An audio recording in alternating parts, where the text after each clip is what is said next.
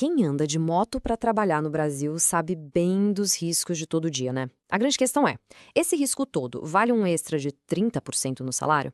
Pois é, uma nova regra trabalhista acabou de sair para responder exatamente isso. E a gente vai entender direitinho o que mudou e para quem essa mudança vale. A pergunta é essa mesma, bem direta. O perigo do trânsito no dia a dia, vale ou não vale 30% a mais no contra-cheque? A verdade é que, por muito tempo, a resposta da justiça foi, bem, confusa. Sabe como é? A lei até dizia uma coisa, mas na prática, a história era outra. Só que agora parece que as coisas finalmente vão mudar. Que o trabalho de motoboy é perigoso, isso ninguém discute. Não é novidade para ninguém. A própria lei já reconhece isso há tempos. O X da questão, a grande briga na justiça, nunca foi sobre se eles tinham direito ao adicional, mas sim como fazer para garantir que esse direito saísse do papel e fosse parar no bolso do trabalhador. Então, a base de tudo está aqui, ó, no famoso artigo 193 da CLT. É ele que garante o adicional de periculosidade para quem mexe com coisas perigosas, tipo explosivos ou eletricidade. E aí, em 2014, o pessoal que trabalha de moto entrou para essa lista. Ou seja, em tese, já era para garantir 30% a mais no salário. O direito estava lá, escrito na lei, preto no branco. Ué, mas se já estava na lei, qual era o problema então? Pois é, o problema, como quase sempre, estava nos detalhes. Na regulamentação, sabe? Faltavam regras claras de como aplicar a lei na prática. E essa falta de regra criou um baita vácuo que trouxe anos e anos de insegurança, tanto para o patrão quanto para o empregado. Para entender essa confusão, a linha do tempo foi mais ou menos essa aqui. Primeiro, a CLT foi lá e garantiu o direito. Beleza. Aí, o governo foi e criou uma norma específica só para dizer como aplicar a lei para os motoboys. Ótimo, né? O problema é que a justiça foi lá e anulou essa norma. Disse que tinha um erro técnico na criação dela. E aí? Bom, aí tudo voltou para estaca zero. E o resultado disso tudo foi o que os advogados adoram chamar de vácuo jurídico. Basicamente, sem uma regra clara, a dúvida que ficou no ar foi: a lei por si só já vale ou precisa de uma outra norma para dizer como ela funciona? E essa dúvida virou uma avalanche de processos na justiça. Cada juiz decidia de um jeito, uma bagunça total pelo Brasil inteiro. Bom, mas parece que essa fase de incerteza finalmente chegou ao fim. É que, recentemente, o governo federal publicou uma nova portaria e o objetivo dela é um só: botar um ponto final nessa confusão toda e definir, de uma vez por todas, quais são as regras do jogo. E a norma que promete mudar esse jogo é essa aí, uma portaria do Ministério do Trabalho e Emprego.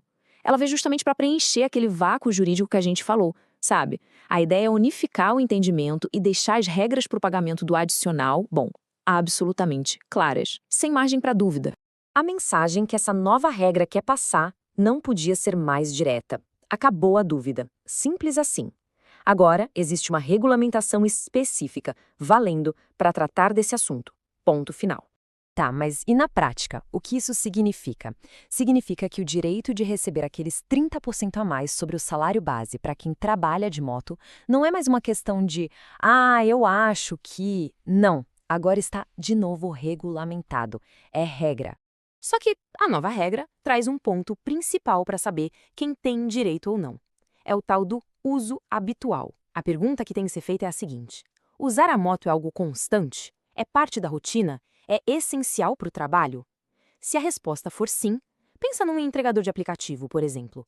Então, o direito está garantido. Mas olha só, tão importante quanto saber quem tem direito é entender quem ficou de fora.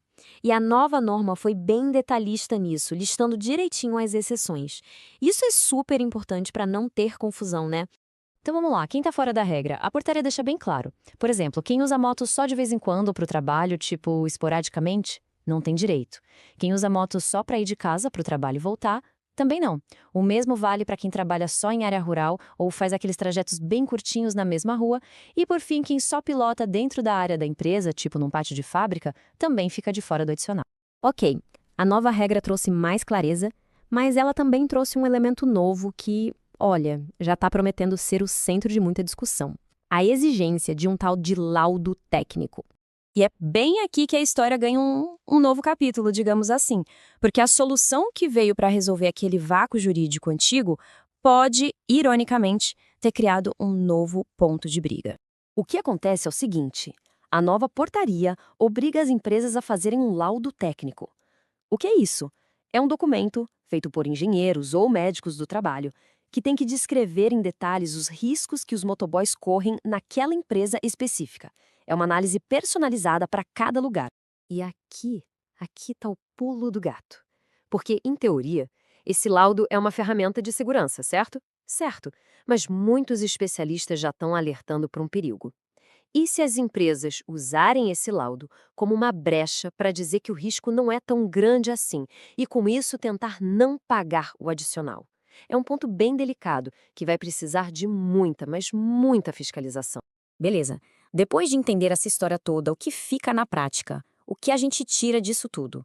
Vamos resumir os pontos principais dessa nova regra.